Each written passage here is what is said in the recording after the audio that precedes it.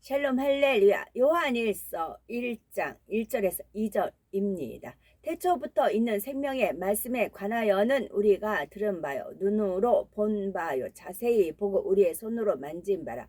이 생명이 나타내신 바 된지라. 이 영원한 생명을 우리가 보았고 증언하여 너희에게 전하노니 이는 아버지와 함께 계시다가 우리에게 나타내신 바 된 이시니라. 아멘. 요한일서 강해입니다. 창세기와 더불어 요한일서 강해 같이 읽어 드리려고 합니다. 저쪽에서 언제 이 페이지를 내릴지 몰라가지고 내리기 전에 많이 읽으려고 합니다. 요한일서의 기록자인 사도 요한은 예수님의 12 제자 중에서도 각별한 사랑을 받았던 사람입니다. 요한복음에는 사도 요한 자신을 가리켜 예수님의 사랑하시는 제자라고 여러 차례 표현하고 있지요. 예수님의 중요한 사역 현장에 늘 함께 있었고 예수님께서 십자가에서 운명하실 때도 요한은 끝까지 곁에 있었습니다. 예수님께서 부활 승천하신 것도 목도했으며 이후 요한은 베드로와 야고보 등 다른 제자들과 더불어 초대교회의 지도자로서 사역했지요. 말년에는 에베소를 비롯한 소아시아의 7교회를 섬기다가 서기 100년경 90살의 나이로 소천했다고 합니다. 원래 우레의 아들이라 불릴 정도로 급하고 불같은 성격이었지만 말년에는 전혀 다른 모습으로 변화되어 사랑의 사도라고 불렸죠. 요한은 신약 성경 중에서 요한복음과 요한계시록 그리고 요한일서, 2서, 3서 이렇게 5편의 글을 기록하였습니다. 요한은 서기 95년경 로마 형제 도미티안의 박해 당시에 체포되어 끓는 기름가마에 던져졌다고 합니다. 그러나 펄펄 끓는 기름가마에서도 전혀 해를 입지 않고 살아나오자 이번에는 반모섬으로 유배를 당했지요. 반모섬에 유배되었을 때 하나님과의 깊은 교통 속에서 기록한 것이 바로 요한계시록입니다. 요한일서의 정확한 기록 시기는 알 수 없지만 대체로 계시록보다는 앞서 시기인 서기 90년경으로 알려져 있지요. 요한일서에는 하나님의 아들 예수 그리스도에 대해 또한 성도들이 죄에서 떠나 살아야 할 것에 대해 반복적으로 기록되어 있습니다. 요한일서의 기록 배경을 알면 이 내용을 양식 삼는 데 더욱 도움이 될 것입니다. 당시 초대교회에는 미혹하는 세력들이 많았는데 특히 영지주의라는 사상의 영향을 받은 이단도 있었습니다. 그들은 자신들도 복음을 믿는 것처럼 하면서 너무나 잘못된 이론을 성도들에게 전파했지요. 예를 들어 예수님이 육신을 입고 이 땅에 오신 하나님의 아들이심을 인정하지 않았습니다. 십자가에서 죽으시고 부활하신 것도 부인했지요. 또한 하나님을 아는 지식만 있으면 도덕적으로 살지 않아도 된다 했습니다. 영혼과 육체는 별개의 것이므로 육체로는 방탕하게 죄를 지어도 영혼은 구원을 받을 수 있다 주장했지요. 사도 요한은 이런 이단적인 주장들에 대하여 단호하게 반박하고 있습니다.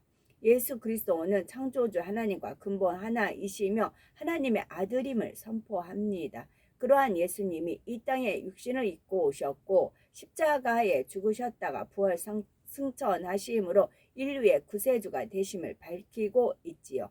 또 우리가 이러한 주님을 믿으면 구원을 받지만 지식적인 믿음만으로 구원받는 것이 아니고 반드시 빛 가운데 행해야 함을 강조합니다. 바로 이런 내용들이 요한일서 전반에 걸쳐 반복적으로 설명되는 내용들입니다. 요한일서 우리는 믿음이 성장한 우리는 듣는 대로 마음에 정립하며 즉시 양식 삼을 수가 있습니다. 우리가 이 요한일서의 말씀을 우리 자신에게 온 편지라고 생각하면서 읽고 또 묵상해 보시기 바랍니다. 그리고 마치 사도 요한의 음성을 직접 듣는 것처럼 감동으로 느껴보시기 바랍니다. 예수님과 함께한 행복한 시간들을 뒤로하고 초대교회 시대의 수많은 역경을 극복하는 동안 어느덧 요한은 80여 세가 되었습니다. 야고보, 안드레, 마태, 도마, 마침내 베드로에 이르기까지 주님의 기억을 서로 나눌 수 있고 서로 의지가 되었던 제자들이 하나하나 순교했다는 소식이 들려왔지요. 이제 홀로 남은 노 사도가 주님의 교회를 지키기 위해 이단의 교례에 맞서서 다시 한번 진리를 선포하는 것입니다. 이 아름다운 말씀을 감동함으로 받아 속히 성결을 이루는 우리가 되어야 되겠지요. 온전한 빛 가운데로만 행하여 빛이신 하나님의 참 자녀로 인정받을 수 있는 우리가 되어야 되겠습니다. 요한일서 1장 1절에서 4절은 요한 1서의 전체의 도입 부분입니다. 요한이 이 서신을 기록하는 동기와 목적에 대하여 설명하고 있지요.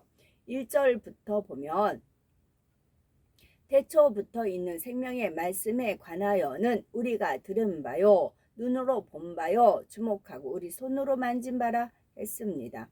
성경에서 태초라는 말은 두 가지 의미로 사용됩니다. 먼저 창세기 1장 1절에 태초에 하나님이 천지를 창조하시니라 했습니다. 여기서 태초는 하나님께서 천지 창조를 이루신 시점을 뜻합니다. 어떤 사람들은 이 창조의 시작에 대해 나름대로 성경적으로 해석한다 하면서 지금으로부터 6천여 년 전이라 말하지요. 그러나 인간 경작의 세월이 6천년이라는 말은 천지를 창조한 때부터 마지막 때까지가 6천년이라는 말이 아닙니다. 이 6천년은 아담이 범죄함으로 에덴 동산에서 쫓겨나 이 땅에 내려온 때부터를 말하는 것이지요. 천지를 창조하신 때부터 아담이 범죄하는 시점까지는 사람의 개념으로는 헤아리기 어려운 무수한 시간이 경과했습니다. 그러나 아무리 오랜 시간 전이라 해도 분명히 시작이 있지요. 바로 이 창세기에 나오는 태초가 그 시점이 정해져 있는 유한한 태초입니다. 그래서 유한한 태초입니다 할 때 하나님께서는 저한테 또 어떻게 입력을 시켜주셨냐면 유한낙스 있지요. 주로 쓰는 거 그걸 또 이제 떠올려 주신 적이 있어요. 다음으로 요한복음 1장 1절에 태초에 말씀이 계시니라. 유한이라고 한계가 있다. 태초에 말씀이 계시니라. 이 말씀이 하나님과 함께 계셨으니 이 말씀은 곧 하나님이시니라 했습니다. 여기서 태초는 천지 창조가 시작되기 전 시작도 끝도 없는 영의 시간 속에 영원 전의 어느 한 시점을 말합니다. 하나님께서는 스스로 계시며 시작도 끝도 없는 영원하신 분이십니다. 어느 때부터 존재하셨다고 말할 수가 없지요. 그러나 사람은 유한한 존재이고 이 유한한 사고 속에서는 영원이라는 개념을 이해하기가 어렵습니다. 그래서 사람의 개념으로 이해할 수 있도록 마치 어느 시작점이 있는 것처럼 태초라고 표현하고 계신 것이지요. 태초는 요한복음에 나오는 것과 오늘 본문에 나오는 태초는 요한복음에 나오는 것과 동일한 의미로 영원 전의 한 시점으로서의 태초를 말합니다. 그러면 태초부터 있는 생명의 말씀이란 무엇을 말할까요? 결론부터 말하면 하나님의 아들 예수 그리스도를 의미합니다. 앞에서 요한복음 1장 1절에 태초에 계신 말씀이고 하나님이라고 하셨고 또 이 말씀이 하나님과 함께 계셨다 했습니다. 처음에는 말씀이 곧 하나님이라 했으니 하나님과 말씀이 하나인 것 같습니다. 그런데 그 다음에는 말씀이 하나님과 함께 계셨다고 하니 말씀과 하나님이 각각 다른 존재인 것 같지요. 육의 생각 속에서는 이해할 수가 없지만 이미 우리는 쉽게 이해할 수가 있습니다. 이는 삼위일체 하나님에 대한 설명이지요. 성부 하나님으로부터 분리되신 성자 하나님 곧 예수 그리스도는 성부 하나님과 근본이 하나요 마음과 뜻도 하나입니다. 삼위일체 하나님의 성부 하나님이 말씀하신 것처럼 성자 하나님도 그 본질은 말씀이지요. 요한복음 1장 14절에 말씀이 육신이 되어 우리 가운데 거하심에 우리가 그 영광을 보니 하나 아버지의 독생자의 영광이요 은혜와 진리가 충만하더라 했습니다. 말씀이신 하나님이 육신을 입고 이 땅에 오신 분이 바로 예수님이신 것입니다. 그러면 태초부터 계신 말씀 곧 예수 그리스도를 왜 그냥 말씀이라 하지 않고 굳이 생명의 말씀이라 표현한 것일까요? 이는 바로 예수님께서 이 땅에 오신 것이 우리에게 영원한 생명을 주시기 위한 것임을 강조하려는 것입니다. 요한일서 5장 12절에 보면 아들이 있는 자에게는 생명이 있고 하나님의 아들이 없는 자에게는 생명이 없느니라 했습니다. 요한복음 14장 6절에는 예수께서 가라사대 내가 곧 길이요 진리요 생명이니 나로 말미암지 않고는 아버지께로 올 자가 없느니라 했습니다. 오직 예수 그리스도만이 우리에게 영원한 생명을 줄 수가 있지요. 왜 예수 그리스도만이 우리에게 생명을 주는지, 또 어떻게 생명을 주는 것일까요? 일단 여기서는 태초부터 계신 생명의 말씀이란 예수 그리스도라는 사실만 확실히 기억하시면 되겠죠. 본문 1절을 다시 한번 보면 태초부터 있는 생명의 말씀에 관하여는 우리가 들은 바요 눈으로 본 바요 주목하고 우리 손으로 만진 바라 했습니다. 이 생명의 말씀에 대해 곧 예수 그리스도에 대해 우리가 듣고 보고 주목하고 손으로 만졌다 했습니다. 곧 사도 요한을 비롯하여 수많은 제자들이 예수 그리스도의 증인이라는 말이지요. 제자들은 예수님으로부터 천국 복음을 직접 들었습니다. 예수님께서 하나님의 아들이심과 구세주이심을 들었죠. 제자들만 따로 있을 때는 다른 사람들은 듣지 못한 더 깊은 영적인 말씀들도 예수님께 들을 수가 있었죠. 영원전부터 계신 하나님의 사랑에 대하여 또 천국과 영의 세계에 대해서 깊은 비밀들을 들었지요. 또 제자들은 예수님과 동행하면서 수많은 권능의 사역을 직접 보았고 십자가에서 죽으신 것과 부활 승천하신 것도 목도했습니다. 보았을 뿐만 아니라 주목했다고 하는 것은 단지 보기만 하고 끝난 것이 아니라는 뜻이지요. 본 것이 마음에 새겨짐으로 변화될 수 있는 구원의 은혜를 입었다는 것을 나타내지요. 또 손으로 만지마라 한 것처럼 예수님의 사역을 직접 경험했습니다. 십자가에서 죽으신 주님께서 부활하셨을 때도 부활하신 주님의 몸을 직접 만져보기까지 했지요. 그러면 우리는 어떠한지요? 예수님의 제자들은 직접 보고 듣고 만졌지만 나는 보지 못하고 듣지 못했다 하시겠는지요? 그렇지가 않죠. 우리도 들었고 보았고 만져보았습니다. 만세 전에 감추어진 구원의 도를 들었고 영원 전부터 계신 하나님과 영의 세계에 대해서도 듣고 배웠습니다. 장차 있을 주님의 재림과 최후의 심판 그리고 천국과 지옥에 대해서도 눈에 본 듯이 설명을 들었지요. 뿐만 아니라 그 말씀이 참임을 증거하는 성령의 역사들을 체험하며 살아갑니다. 66권 성경에 기록된 하나님의 말씀은 그 말씀에 순종하는 사람들의 삶 속에서 그대로 보장되는 역사가 따릅니다. 우리가 말씀대로 행하여 영혼이 잘된 만큼 모든 축복의 약속이 그대로 임하지요. 2000여 년 전 예수님께서 행하시던 수많은 기사와 표적을 체험함으로 나도 주님을 만났다고 고백할 수가 있는 것입니다. 영이신 하나님을 육의 눈으로 볼 수는 없지만 성경의 말씀과 성령의 역사를 통해 하나님의 마음을 알 수 있고 하나님을 본 듯이 만진 듯이 체험할 수가 있습니다. 요한일서 1장 2절에 이 생명이 나타내신 바 된지라 이 영원한 생명을 우리가 보았고 증거하여 너에게 전하노니 이는 아버지와 함께 계시다가 우리에게 나타내신 바 된 자니라 했습니다. 제자들이 본 영원한 생명 곧 예수 그리스도는 원래 아버지 하나님과 함께 계시다가 이 땅에 육신을 입고 나타나셨습니다. 여기서 잠시 삼위일체 하나님에 대해 설명하지요. 원래 태초에 홀로 계시던 하나님께서는 어떤 제한적인 형체를 입으신 것이 아니었습니다. 온 우주 공간 안에 가득한 빛이요. 그 빛 안에 소리를 머금은 채로 존재하셨죠. 그 빛은 마치 오로라처럼 오색 찬란하며 흐르는 물결처럼 온 공간을 채웠고 그 빛과 함께 아름다운 소리도 온 우주에 채워져 있었습니다. 바로 이 소리를 요한은 태초에 계신 말씀이라고 표현하는 것입니다. 이렇게 소리를 머금고 온 우주에 퍼져있던 빛이 어느 때가 이르자 영계의 한 정점으로 응집했습니다. 그리고 이렇게 응집한 빛에서 두 개의 빛이 분리되어 나왔지요. 원래의 빛에서 동일한 두 빛이 분리되어 세 개의 빛이 되었지요. 하나의 빛이 셋으로 나눠진 것이 아니라 근본 하나의 빛으로부터 이와 똑같은 빛들이 두 개 더 생긴 것입니다. 이것이 바로 말씀으로서 홀로 존재하시던 하나님께서 삼위일체 하나님으로 분리하신 과정입니다.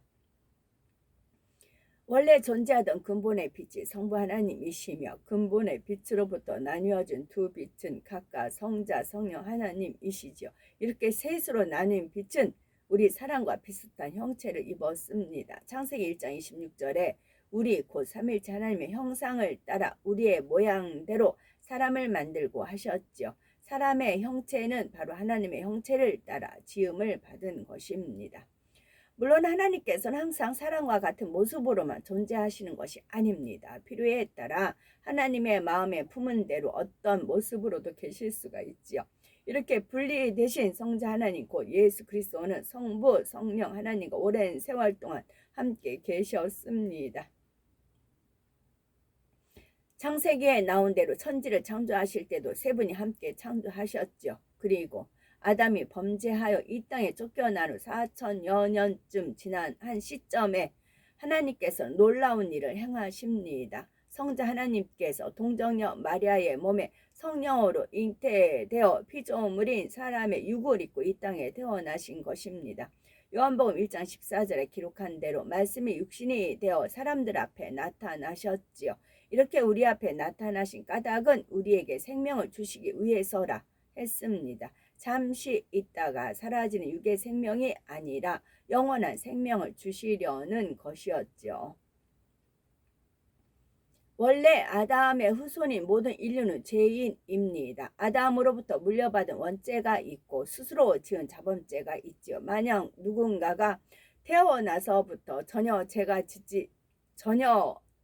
죄를 짓지 않았다고 해도 여전히 원죄가 있으므로 죄인입니다. 영계의 법칙에 의하면 죄의 삭은 사망입니다.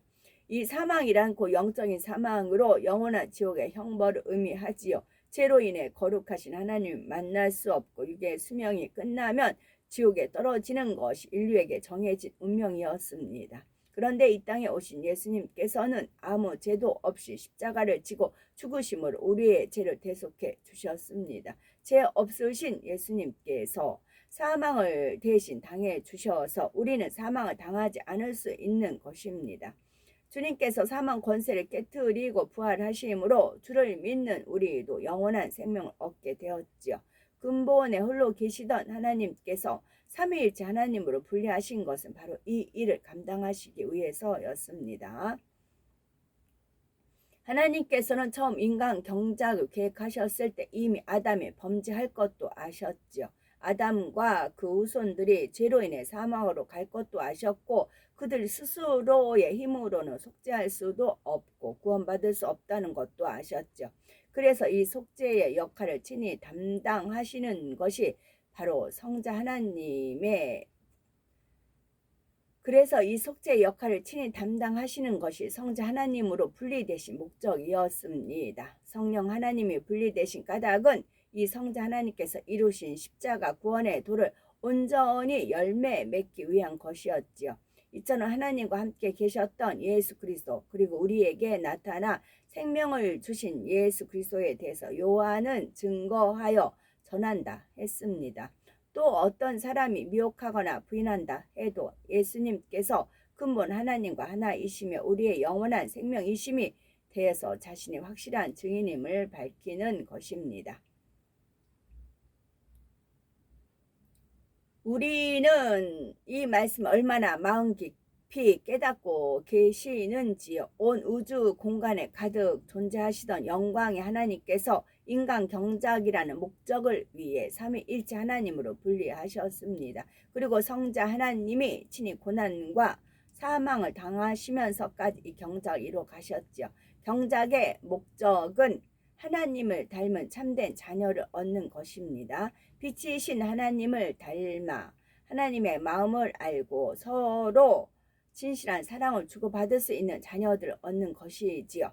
이를 위해 친히 창조주의 영광을 뒤로 하고 낮고 천한 피조물의 형상을 입으셨습니다. 그 참혹한 십자가의 고난을 감당하셨고 지금까지 오랜 세월 동안 눈물과 인내로 우리가 변화되기를 기다리고 계시죠.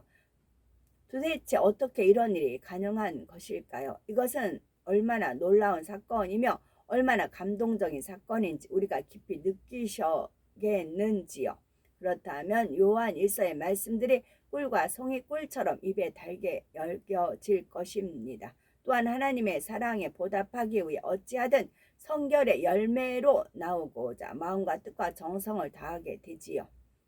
더욱 하나님의 마음을 더 깊이 묵상하며 이런 아버지의 사랑에 보답하는 마음으로 하루하루 거룩한 삶을 사는 우리가 되어서 하나님을 닮은 온전한 자녀들로 신속히 변화되어야 되겠죠. 아멘.